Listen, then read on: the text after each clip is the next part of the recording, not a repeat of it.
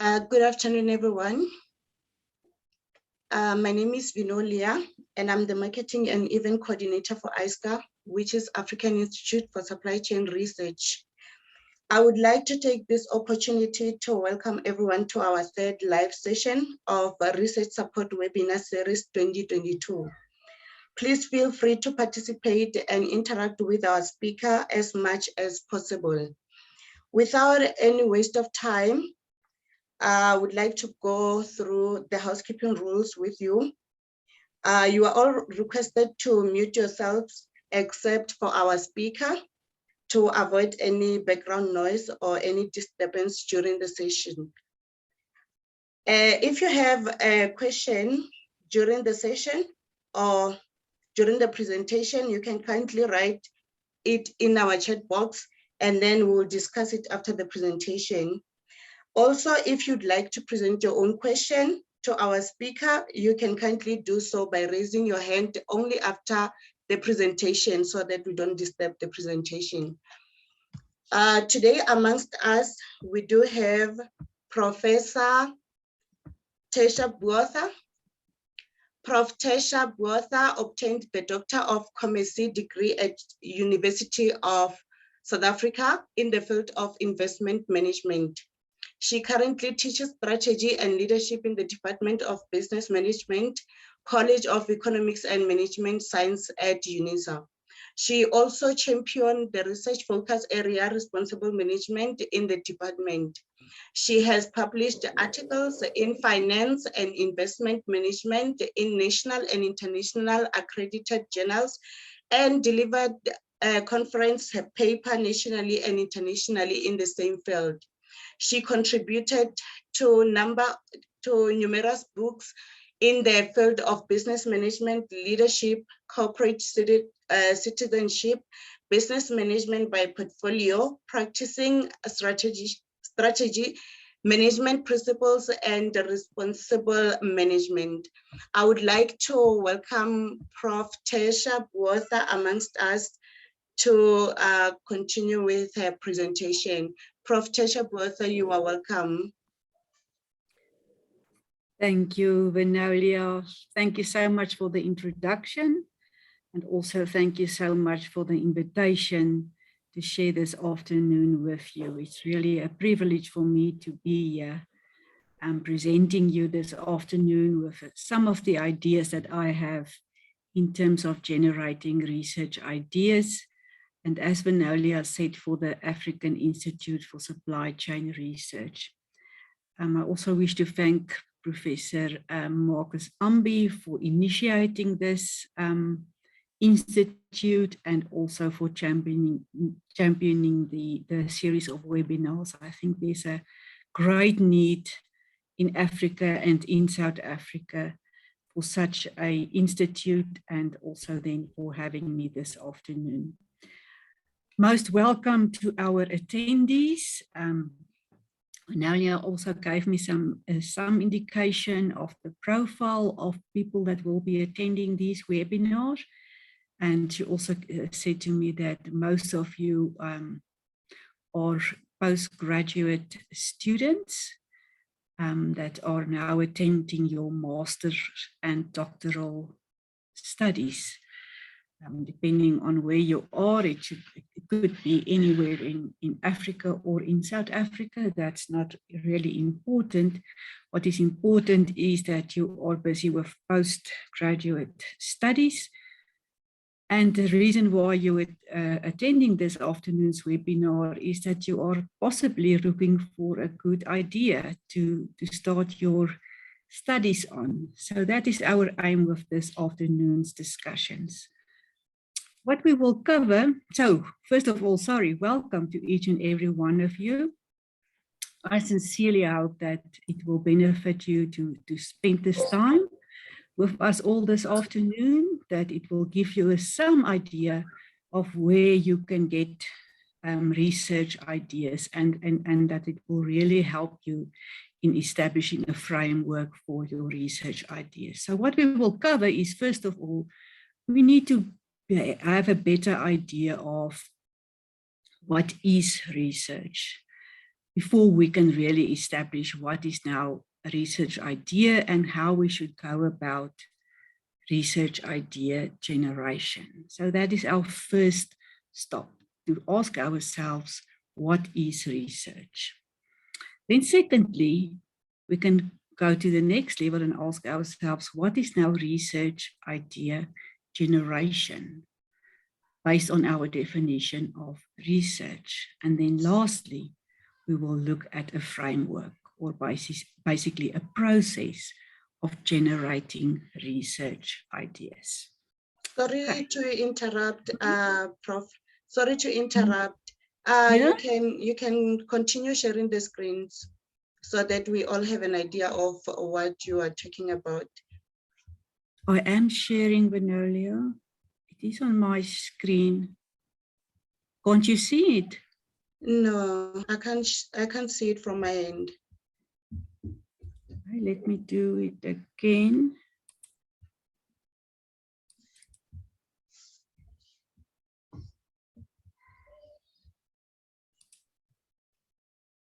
Can you see it now? Yes, perfect. Sorry about that again. No, okay. No, thank you for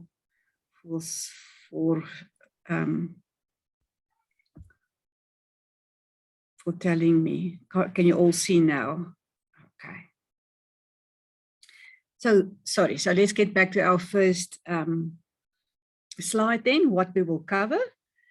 We will look at what is research, first of all. Secondly, what is research idea generation? Once we have a better idea of what research is, we will look at research idea generation. What is that? And then lastly, I will present you with a basic recipe or a framework, how to generate good research ideas. Keeping in mind that you are a postgrad student, and we will also look at in step 3, or the third topic that we will discuss, what is the requirement for masters and what is the requirement for doctoral students. Okay, so let's kick off with the question, what is research? So a formal definition is research is a careful and detailed study into a specific problem, concern, or issue using a scientific method. This is best accomplished by turning the issue the intent of the research to answer the question. So this is really a very simple way of defining research, but it's actually also a loaded definition. If we unpack this, let's do it. It's a careful and detailed study into a specific problem. So it's not vague, it's a specific problem, concern, or issue. And then we're going to use a scientific method to describe that problem, concern, or issue, to get our data for that problem, concern, or issue. And then it is best accomplished by turning the issue into a question. Because later on, for those of you that are maybe further into your studies, we need to answer that question.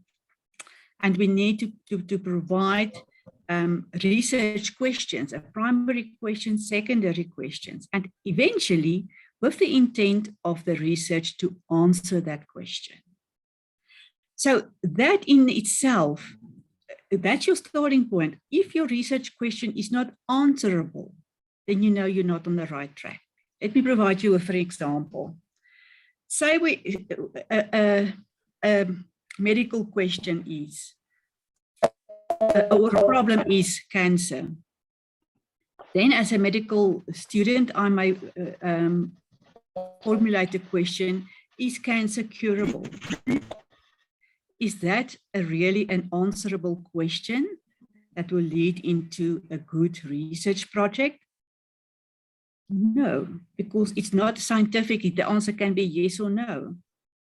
So we need a research question that needs to be answerable, in other words, executable. And especially in management sciences, we often find students or researchers that really define a good problem or issue or concern but it's not really an answerable question or concern, or it's not really something that can be turned into a research or a good research question. And that's why it's so important that we have a clear understanding of what is research now. So research can actually be about anything as long as it can be turned into a question and the question needs to be answerable. So we hear about all different types of research in the news: cancer research, COVID-19 research, the effect of climate change, and so on. So to begin researching something, you have to have a problem, a concern, or an issue, or even just an idea, and that has to be turned into a research question. So these can come from observing the world, prior research already done, preferably, not ground-digging work for the first time, professional literature, or from your peers, from your professors, from your lecturers. So research really begins with the right question, because your question must be answerable. That is our starting point. Right. So keep that in mind whenever you start thinking about doing your research. It needs to be transferable or turning into a research question, and that question needs to be answerable. So what is now a research idea generation? So to generate a research idea, that we describe it as a process of creating research ideas that can be turned into research questions that are answerable. And later on, if I now take you through the steps of generating research ideas, this will become more practical for you, and you will understand why I repeatedly say your research questions need to be answerable. So let's look at our third point of focus, and that is to now present you with a framework or a recipe to generate research ideas. So let's start at step one. Find your field of interest. Now, I think a good starting point is just by having a look at your undergrad and honors academic record. There you will clearly see your results will give you an indication of where your field of interest lies, because you normally spend more time on those subjects that you really find interesting and that you love to study.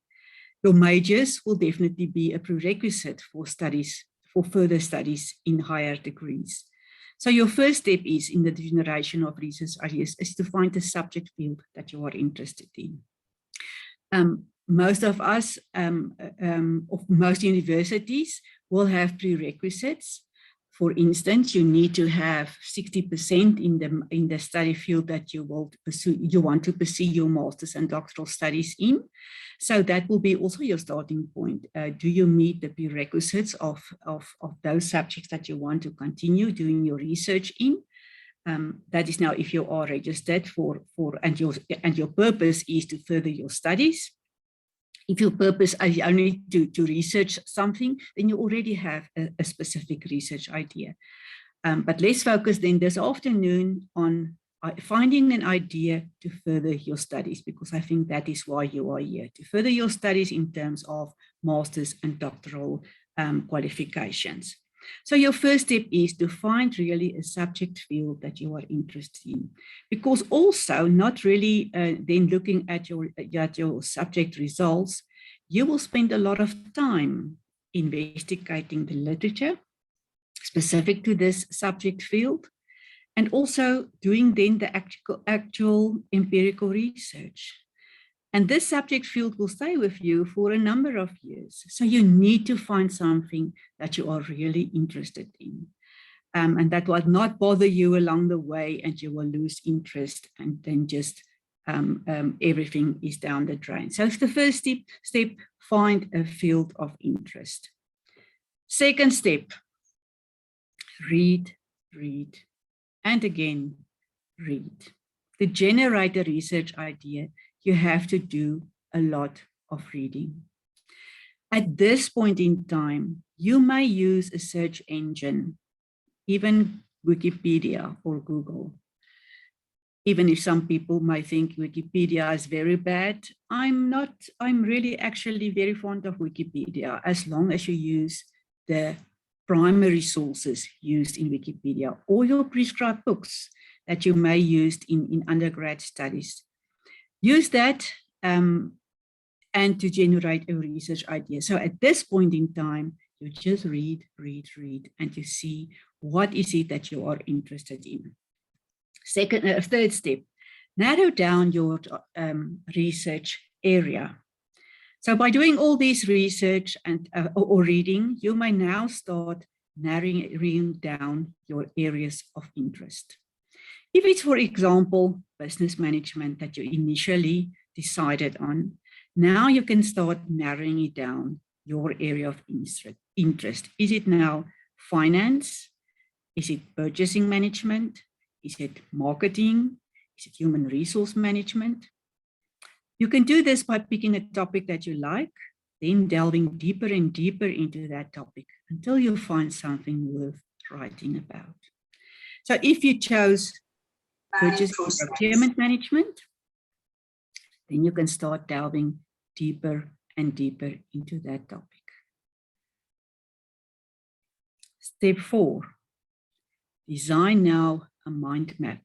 Now you are very accustomed to mind maps. Even at school level, they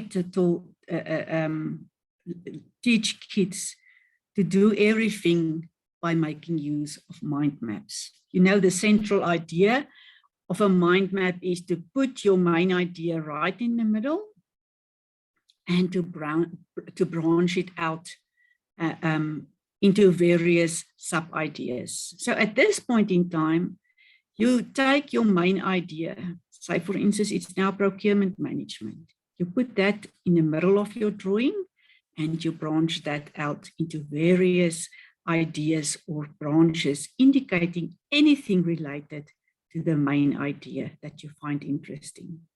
Now I say now procurement management, but at this stage, you could also even find something specifically related to procurement management. Say for example, responsible procurement. In other words, make procurement responsible by taking care of the environment. So for example, green purchasing. That could be now something in the middle of your drawing, and you can indicate various branches of that.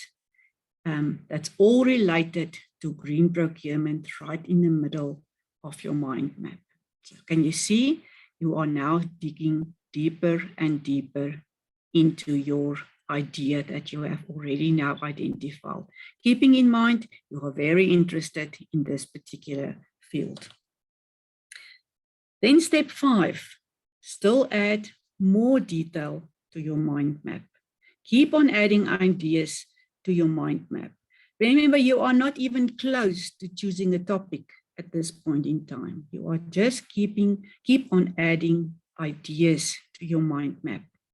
Keep on thinking and adding ideas and continue coming up with interesting research ideas. Still research ideas.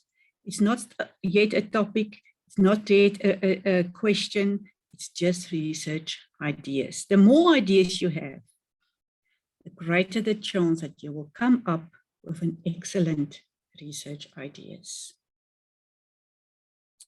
So this mind map will now be starting getting very cluttered because you will have one central idea right in the middle, and you will have a lot of branches leading out of the central idea. The point is, the more branches you have, the more reading you have probably done. And the more the better idea you will have in terms of how many possible ideas are related to your main research idea or the main field of interest you have. So can you see how important it is that you keep on reading and reading and reading anything that you can put your and lay your hands on related to your central theme that you want to research. Once you are at the point of your mind map where you do not want to add anything else, you really feel there's not really something else that I can or want to add, Look now at your mind map as a whole. What do I do now with this mind map? Step 6, identify possible research areas. How do I do that? Look at the map as a whole and identify those areas especially developed and those that you find most interesting. So say, for instance, you want to look at responsible purchasing. Look at those areas especially developed in terms of responsible purchasing that you find most interesting in your mind map, because there will now a lot of branches maybe that you have drawn into your mind map that are not really related to responsible purchasing. Now you can delete those and only focus on those really related to responsible purchasing. You can also identify areas that you can combine to make an interesting research topic. For instance, what about responsible purchasing in the value chain? Or responsible purchasing in the entire supply chain? So you can also combine some of these areas that can make an interesting research topic. But still, you are still focusing on your main theme, but you're also now looking at combinations.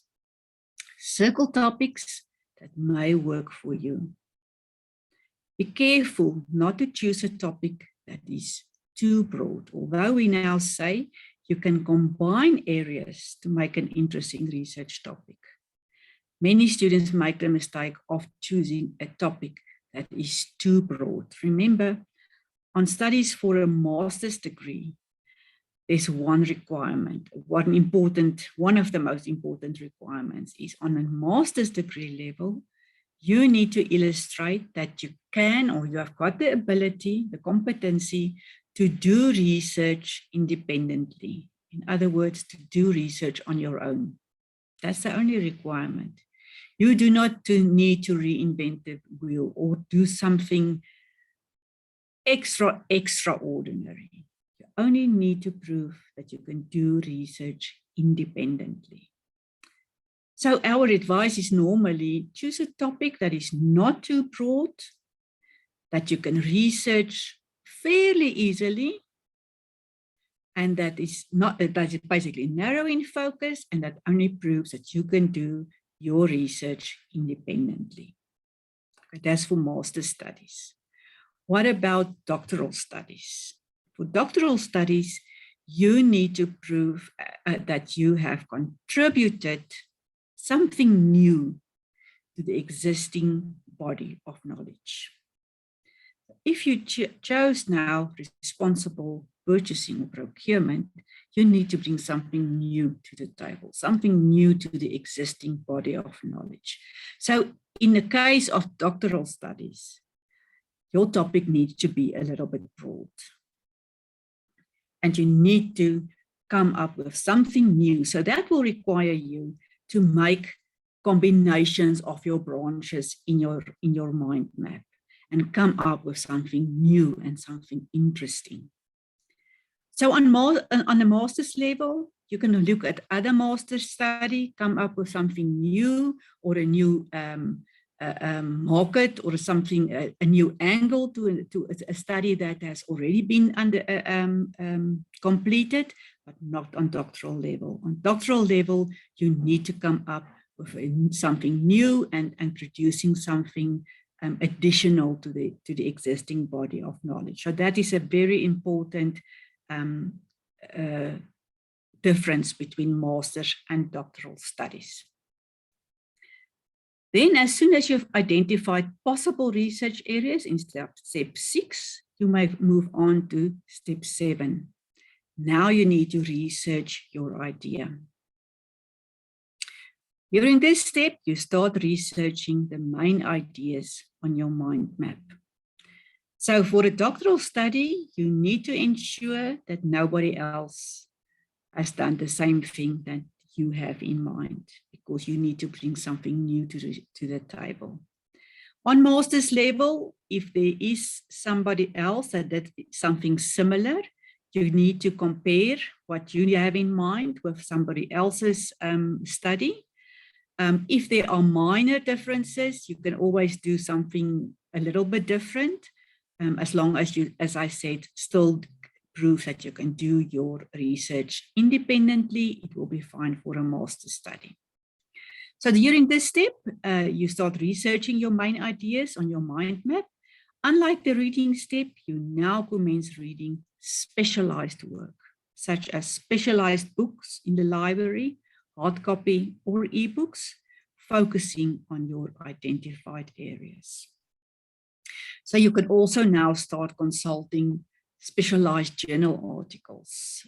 You can also look at other dissertations and other doctoral theses. You will also find other doctoral theses as well as master's dissertations as a great source of information. As well as journal articles, you will always see at their conclusions and recommendations, they always indicate recommendations for further studies, because in their recommendations, they always say what were the limitations of their studies, and then recommendations for further research. So these recommendations can be very helpful for your study, and it will also be very helpful for you to research and to find a research idea for your studies. So at this point in time, remember earlier, right at the beginning of our framework, we said you can use Wikipedia to start reading. Now you are really reading on a different level. You are now reading specialized books, specialized journal articles.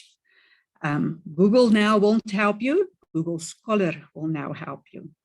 So it's specialized books and specialized journals, and also DCOM dissertations, master's dissertations, and also doctoral theses can be very helpful at this point in time. Look at also the conclusions of journal articles. In those conclusions, they will also give recommendations for further research that can be very helpful. If you look at those, the research methodologies used in the articles, it may also be very helpful for your study, and also then the limitations and conclusions that the previous researchers has drawn, and that can also be very helpful for you to generate your research ideas. Okay, so once again, you need to read up, and then that brings us to step 8. Get an idea of research already conducted in the field. I actually already touched on that. So access databases for more specific research articles. So most major libraries have databases that you can use. Use keywords to find articles related to your topic. You can also, most libraries have got subject librarians, because remember, you've already chosen now your subject field. And for each subject field, most libraries do have a subject librarian that can be of great assistance. But you can also do your subject searches or your searches for research articles yourself. It's very helpful to know that the combination of keywords is, or the different sets of keywords will provide you with different outcomes. For instance, if we use our previous example, if you type in responsible purchasing or responsible procurement, it will give you different sets of outcomes and different articles related to those keywords. So try different sets of keywords and you will get different results. Very important, try to focus on the most recent sources of information.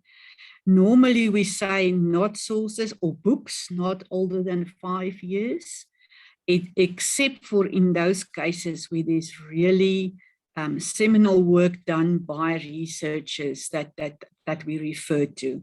In strategy, for instance, Michael Porter will always be cited as a strategic management guru.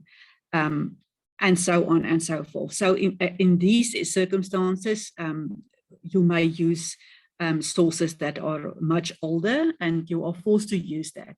But recent research do not make use of sources, I would say, older than 5 years. Then many students also ask, may they use local newspapers, or magazines and things like that? Definitely not on doctoral level. You will not use the City Press, for instance, or the local Pretoria News on doctoral level as a source of really informative and reliable information. You can also access M&D dissertations and theses. Then very, very useful is also to make use of various alert functions. You can also ask a subject librarian to assist you with that. So all new research information and articles that become available at the library, you can set it to alert you via email. So this is very, very helpful once you are registered as a student at any university. They all have got now that functionality to make you, to send you alerts in terms of your specific field of interest, so that you are up to date for all publications in your subject field. As you go along, you will see that you build actually your own type of database. So if you chose now, for instance, responsible procurement or responsible supply chain or any of these, you will see that you will start building your own database and start creating by taking careful notes. So you will need to begin to see where different authors reference each other and where different ideas come together. So you will be able to speak with authority on the subject field that you have chosen right a few steps back. So you will be able to, when somebody talk about responsible procurement, for example, you will be able to name a few of the main role players and the main researchers in this specific subject field that you have identified. So by taking these careful notes, you will definitely see how all these authors start referencing each other. And this is crucial because you will also start seeing certain patterns. You will see one author will be named. This author has coined the term responsible procurement, for instance. Somebody else may have started on laying the foundation of responsible procurement in terms of identifying 3 domains thereof. Another one may come and say, okay, let's look at the practical implementation of responsible procurement. And so a new subject field developed. And you, by taking notes, and by using your mind map, you will start noticing key contributors to main areas of your subject field. Then you become ready as an expert, being an expert in your subject field. Take also note of the intersections, because in the same way as you get responsible procurement, you will also get responsible strategic management, responsible finance, etc. So there's also intersections with other disciplines. So continue to research until you can develop your subject field, that one that you have chosen, into a research topic. Okay, but you will only be ready to do so once you have gone through all these steps, step 1 until step 9. So up until here, it's basically a literature study. But not only literature study, you've also taken into consideration, when you've read through all these articles, you will also get an idea of what the empirical part of this research entails. Not really in detail, but you will definitely have a good idea and a good understanding what the empirical research will look like. Will it be number crunching? In other words, will you need data, for instance, on share prices? Do you think that's relevant to responsible procurement? No, it won't. Will it be qualitative? Will it be quantitative? You will get a very good idea by just reading through these journal articles. Then you can move on to step 10, developing a research topic. From all the information gathered, you can now develop your research topic. Lastly, look at your topic in an original way. On master's level, remember, you must just prove that you can do research independently, but on doctoral level, by looking at your topic in an original way, make sure that you contribute to the existing body of knowledge, that nobody else has done what you plan to do, and that you really will make a contribution when executing your topic and by executing your research. Choose a topic that you will enjoy. Right at the beginning, we said, choose a subject field that you are interested in.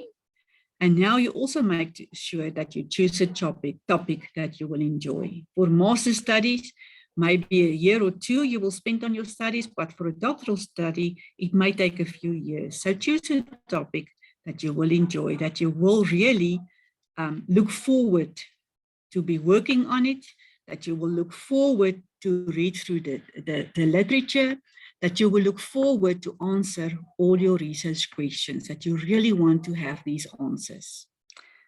And then ensure that the research topic is executable. Remember, right at the beginning, we said research, the questions that you ask based on your research must be answerable. We find in entrepreneurship, for instance, that so many individuals want to determine why is it that so many small businesses fail. And that's one of the answers, one of the questions that is so difficult to answer, because where do you get hold of all those entrepreneurs that started and unfortunately failed in setting up and managing small businesses? So it is really a research question that is not so easy being answered. So lastly, make sure that your research question is answerable. How do we know it is answerable? It's only answerable if you can conduct an empirical part of a study, and by that answer all the research questions that you will be posing right at the beginning of your study. So if you cannot answer your research question by an empirical study, then you will know that your research topic is not executable. So then everything will be meaningless, and you know that you don't have the right and the correct and executable research topic.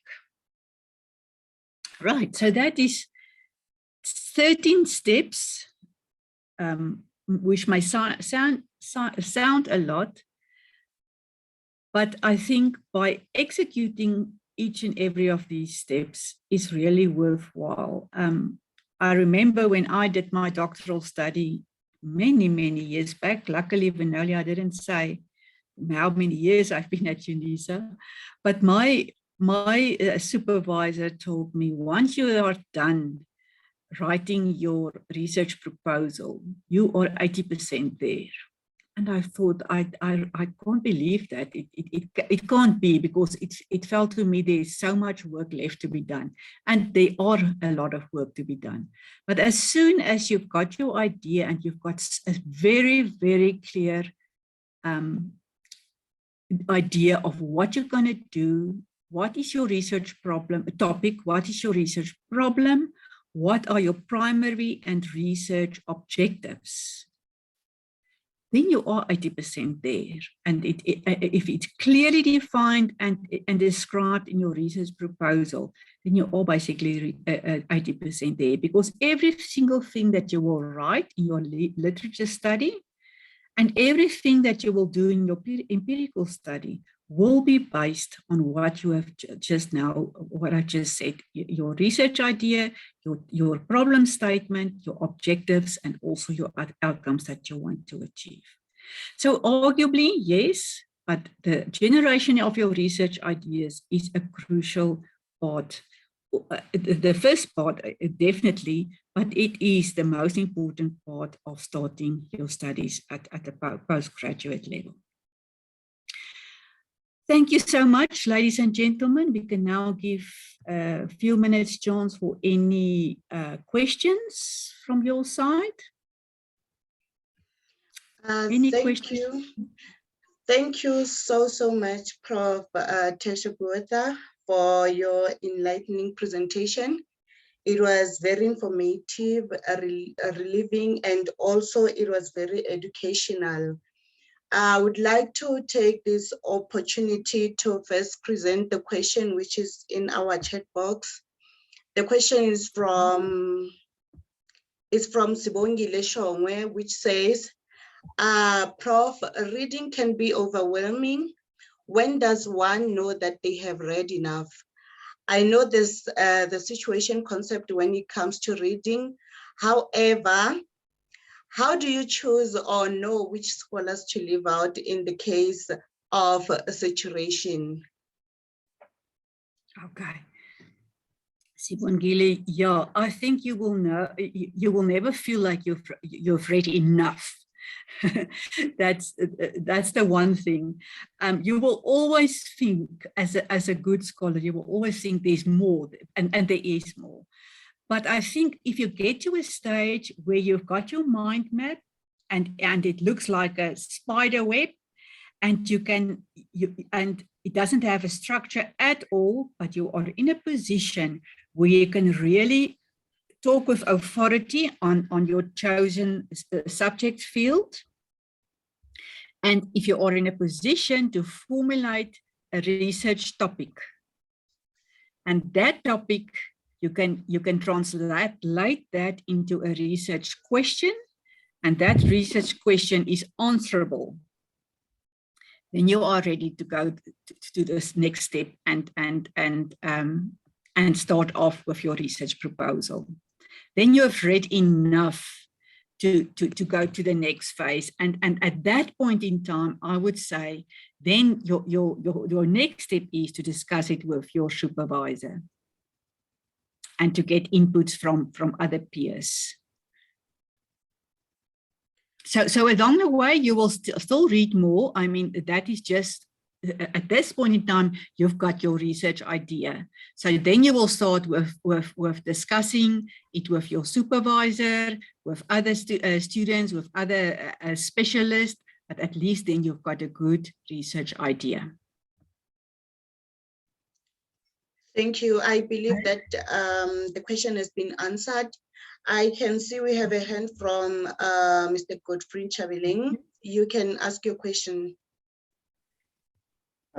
Thank you very much.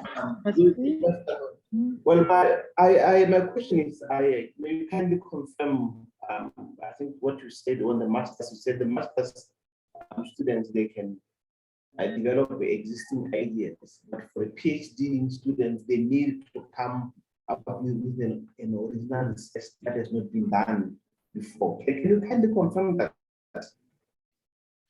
Okay. Do I need to expand on that? Yes, ma'am, please. Thank you very much. For the doctoral or the master's studies? Both. I'm currently doing a PhD with the University of Zambia. Do I need to expand, sorry, Godfrey, on the master's or the doctoral studies? Doctoral studies, please. Oh, doctoral, okay. On doctoral level, you need to contribute to the existing body of knowledge. So you need to bring something new to the table. You might not do something that has been done before. So you need to make a contribution to the science.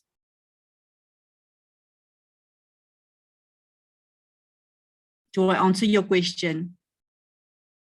Whereas in your master's studies, you just need to prove that you can do research independently. So for master's studies, it was okay if you do something similar, not exactly the same. You might not repeat somebody else's work.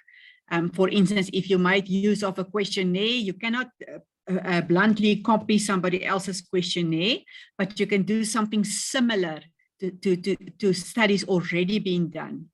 But in the case of a doctoral study, you may not do something even remotely similar to an existing study and existing research results. You must do something totally new with new research questions, new research ideas with a new purpose statement. That's the core purpose of doctoral studies. Thank you very much. You're welcome, Godfrey. Sibongile. Okay, Prof, I know you've answered me, but I like the mind map Idea. concept, yeah. Yeah. But then say you are now at the doctorate level, and you know, one of the concepts as well within, or a variable you're reading, now you are writing, you are at the writing stage. So you read, and you read various articles and dissertations, and maybe there are, you know, there's lots of them, probably 50 or over 50. So my question is, you've reached a point of saturation. Yes, you can see that all probably these 30, 50 scholars are talking around. You have a theme now to say, this is the theme that is coming out. Yeah. But now there's these barriers, there's many of them. Do you use your intuition to say, okay, maybe I will use or quote, you know, as evidence or my backup to what I'm saying to this theme? Is it intuition to say, I'll just use these particular ones, or you use the ones that are mostly quoted because now you come to this theme? Yeah, the mostly quoted ones, and you will pick it up by looking at you know, how many of the main contributors quoted, who they quoted, and also look at the most recent ones, the most recent publications. So okay. yeah, so not even older than 5 years. Yeah, but if you can get a textbook, a very, very good textbook, a recent one, and you look at the references using that textbook. Okay. I would start, but I'm saying a very good textbook, and now this is now for the dig deeper, now, not the initial steps. This is now where you already have your mind map and you have a good idea of what you're going to focus on. Then if you use specialized books, so for instance, if I take now my same example of responsible procurement, I don't know how many of you are in that subject field, but you will know, I don't even know if there's a book on that. I know there's one book on responsible management, and it's a 2015 edition. If I take that book and look at it, this is definitely a book for the specialist. And if I take that book and I look at the citations in that book, that is the articles that I will want to draw and read. Okay, because why I'm saying this, sometimes I feel like it's like plagiarism. It's overwhelming. It's plagiarism because I'm seeing these, and then maybe my supervisor is well read. You may think that I've taken from, so for me, the overwhelming part comes from there. Yeah, but Sibongile, you know, talking about plagiarism, I think to totally avoid plagiarism, I know, and this is what my supervisor always said to me as well, and this is very hard. In master's and doctoral studies, you need to cite every single thing that you say, up until your very last chapter. That's the only chapter where Sibongile can speak. There you speak. This is now what I have found in my studies, and this is my conclusion and my recommendation. So up until there, you need to make use of sources and you cite everything that you say. But to avoid plagiarism, you put it in your own words, because there are so many sources on the internet in any case available. There are ebooks, there are e-articles. So turn it in, pick it up immediately if you use that. So what if you read, make then this is why also the mind map works well, because then if you combine these branches, you've got your own idea of what is happening in this subject field. And then you go and sit and write it in your own words. But then you can, by combining these branches, say for instance, author A said this, author B said this, then you can cite it and you give those references. So this is not you saying, you've got your sources and you combine your sources, but you will never be accused of plagiarism because it's your own words and your own contribution, but because then you can say, although A said this, B said that, and the combined or the consensus view is C. If you understand what I'm saying. But all those chapters, your background to your problem, and that's also very important. If you get to your research topic, there must be a background to your problem. Why did you choose this topic? There must be a reason why you decided to investigate this. If it's COVID-19, why did you decide this is what I'm going to research? The effect of COVID-19 on the workplace. What was your reasons behind it? So there must always be a background to your study. And once it's completed and you attained your study objectives, there must be a positive outcome.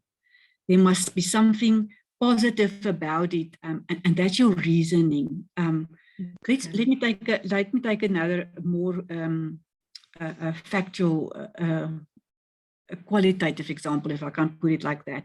If I have a good idea of how you can make money on the stock exchange, I can say, if this model that I will want to investigate, if this work, we can maybe make more money on the stock exchange. So that's the background to my problem. If we can do this, sorry, I beg your pardon. People lose their money because of fluctuations in the market.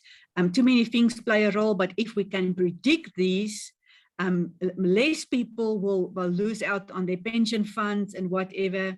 So this is the background to my problem. And so we can all, the risk will be decreased.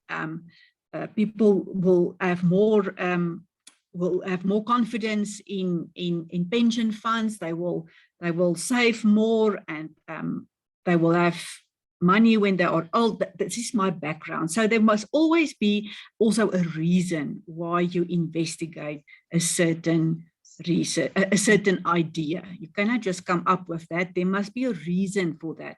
So that will also be clear in your mind map, because if you put these branches together, you will also be in your mind, you will say, but this is why I want to investigate this. This is why I've chosen this research topic. There's a reason for that. And that's the background to your problem that you will take up in your research proposal. Okay. No, thank you, Prof. I think yeah. Does that make sense? 1939. Yes, it does, Prof. Thanks. It clarifies a lot, because I think the challenge that I have just in being mindful not to just dominate the webinar. It was when I was told your voice needs to come out, but when I read like your dissertations and articles, I'm just seeing sentence after sentence people are quoting. So where is the voice, my voice there? So that's your what voice. I think I had told, but I think you've explained it very well. Thank you. So I don't have to say nothing, not even my view, until the last chapter. Look, your voice is, that is a very difficult thing to explain, but I'm glad you asked the question. Your voice is what you are doing with all these literature that you have now read, and what you are basically doing. So you've read all of this, but how do you make sense of this? How let me think how I can explain it now better to you. By reading all of this, you have basically now concluded, you've looked at your mind map, and you say to the reader, by looking at all these sources, I've now concluded, I want to investigate responsible procurement for the reason we are living on Earth and we are damaging the Earth. We are really dumping our waste into rivers. People are saying that people are saying we know that the Earth is warming. Climate changes are apparent everywhere all over the world, and the procurement management can really make a big difference. And if so, if I can make and I will make a difference by my studies, by doing so, that not only the organization will benefit from that, the community will, the entire economy will, and eventually the entire world economy will benefit from that. This is what I make sense of it. So what's my background to the problem? The background is climate change. We cannot only focus on the profits. We also need to look at the community. We also need to look at the social and the natural environment. That's the background to the problem. My problem is we need to look at procurement in a different way. And my research topic is, what did I say, responsible procurement, developing a model for responsible procurement. Is it executable? Is my research topic answerable? Yes, I'm going to do a qualitative research study, and I will interview a lot of procurement executives, and I will conduct my empirical study by following A, B, and C methodology. So what I'm trying to say is I use my voice is, what did I do with all this? So for everything that I've now said, I give them the sources. If I say climate change, I give them the source. If I say responsible procurement, I define it and I give them the evidence thereof, making use of all these sources. But it's my voice. It's what I do with everything that I've read. And how did I come to that conclusion that this topic is researchable? It is important. It's important enough for me to research this topic. That's my voice. Okay, thank you. I see the thumbs up. Thanks, Prof. Through you, Prof, and Vinolia, maybe I can come in just to add. I think you have emphasized on it. I'm sure that Sibongile, you got it very well. In other words, what Prof is saying is that Peter said this on supply chain. James indicate that on supply chain. Sibongile indicated that. So at a doctoral level now, when you get all of these sources, that your voice that you're talking about is that now what do I make out of all of these things that these people are talking about? Then you say that therefore the trend is like this. That is your voice you're talking about, but it's not your own. It's coming from the synthesizing of the facts that others have talked about, other authors have talked about. It's nothing new. You just bring in the trend or the development that are happening in respect to that particular aspect which you're talking about. I just wanted to bring that. Thank you. Very important. Prof Ambi, we are supposed to have load shedding, so I'm not disappearing. If everything just goes off, then it's not me. I see it's 4 o'clock. Vinolia, all right, thanks. I think we are done. Yeah. Okay, I think we can do this quick as possible. Yeah. I think we have one more question from our chat box which needs to be attended, and then I think we'll be done from here. There's a question from Tenulo Mudisa, which says, okay, she says the session was very informative, but the question says, what advice would you give to non-students but professionals who may have the need to do a research?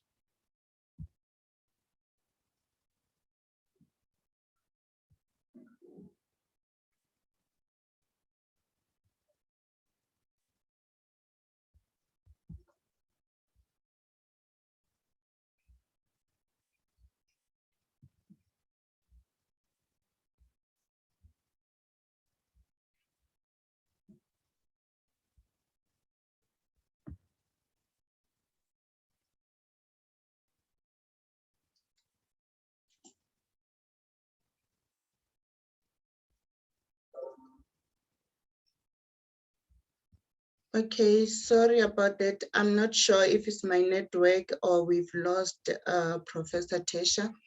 But Prof Ambe, can you please intervene on this question?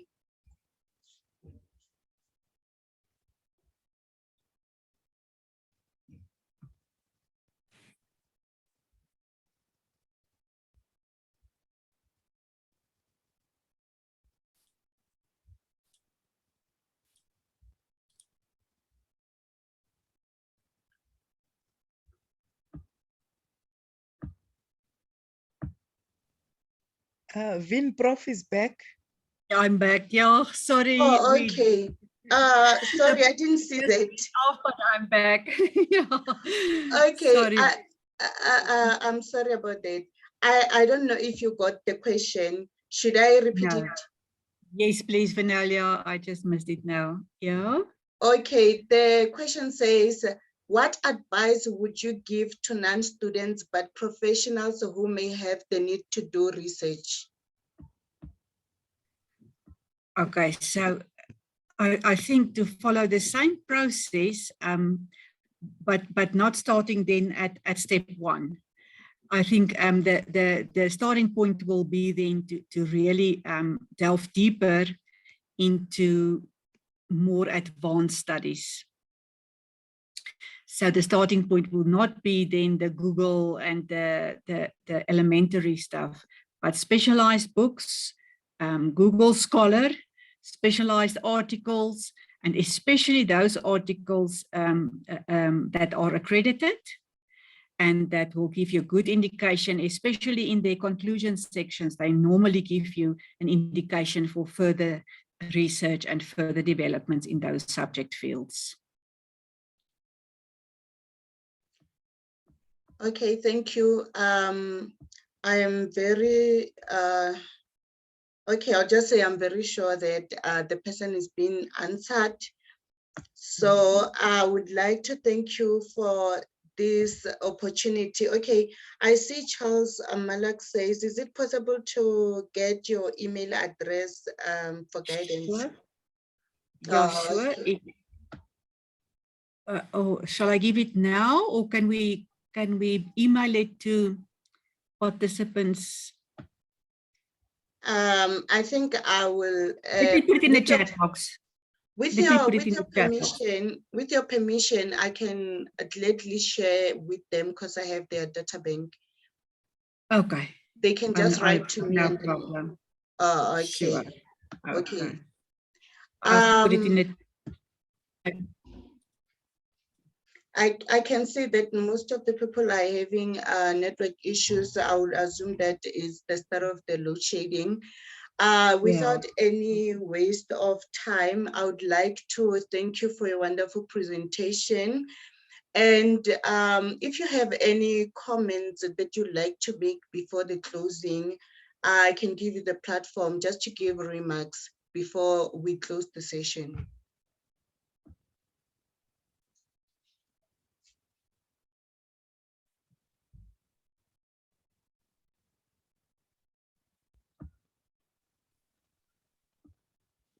Prof, the doctor, can I say something? Okay, you can go ahead. Thank you. Doctor, thank you very much, Prof, for the presentation. But doctoral research is becoming a real challenge, especially when you don't get proper documented references, and we go into Google Scholars and all that. So we shall rely on these exchanges, and I'm sure that this is why we asked for some emails so that we could be available to exchange with us ideas, because we are building some momentum to move on in Africa towards talking the same language in supply chain management, which is always confused with everywhere. So I thank you very much for that. And even for me who came late, I found something I could take home. And I think I want to just say thank you very much. Okay, Reverend Charles, I'm gonna note that down because we have lost Prof due to load shedding, as she said. I think we have come to the end of our session. For those who'd like to get the presentation slides, please, you can just email me on my email address, which is masipanv@iscar.org.za for presentation slides. And for those who don't have us on our social media platforms, you can just follow us on YouTube. You can follow us on YouTube. You can also follow us on Twitter and Facebook. And we share these kind of presentation recordings on our social media platforms. And also, we're going to have our next session on, okay, I just want to refer quickly.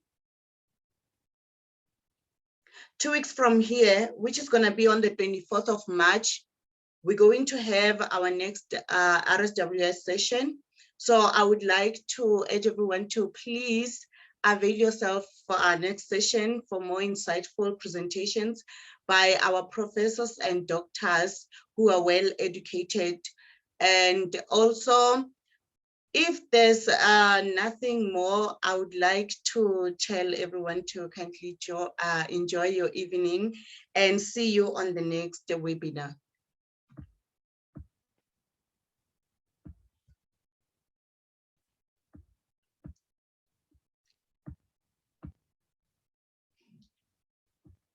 Thank you. Bye.